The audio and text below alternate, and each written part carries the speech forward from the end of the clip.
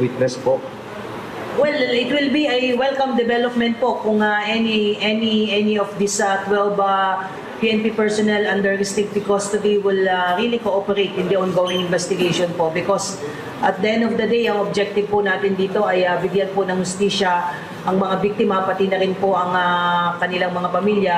And nandito po tayo ngayon sa proseso na binevet po natin itong mga information. Marami pong information na nakakarating po sa atin, not only dito sa mga police na under restricted custody. And in fact, yung ongoing retrieval operation po, yung ongoing ocular inspection po doon po sa may area ng Taal Lake po is not only limited doon sa mga information provided by alias Totoy po. So may mga lumapit na po sa atin giving other information, and ito po ay dinadaan po natin sa proseso po, and hopefully po ay magkakaroon po tayo ng magagandang development. As we speak po ay may mga kaanak na rin po ng mga missing sabungero na nakuhanan po ng DNA specimen, at kung sakasakali po magpa-positive po sa scientific examination po na meron pong possible human remains po yun po ay maiko-compare na po natin doon sa DNA profile po ng mga nakuhanan na po ng mga DNA profile po ng mga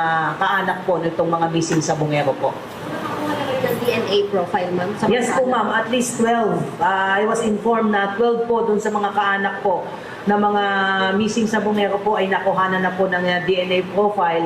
So we are just waiting for the official result to be issued by the forensic group kung may magmamatch po dito sa mga possible human remains na nakuha po natin doon sa 3 hanggang 4 na araw po na pag-retrieve po ng mga possible remains po diyan po sa paligid po ng Taal Lake. Ma'am Jean, ilang relatives pa po ang kukunan? Kung 12 na yung binanggit nyo po, meron pa bang how many kamag-anaks pa po?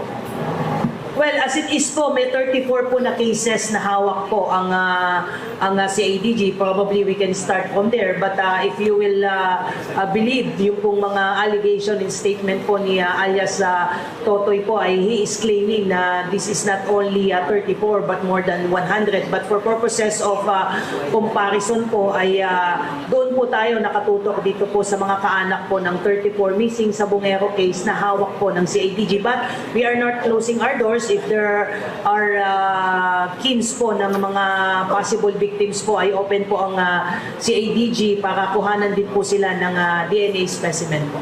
Ma'am Jean, lastly, once na may mag-positive na doon sa cross-matching, ano na po ang next step para sa PNP? Well, if there will be a positive match po, I definitely it will be a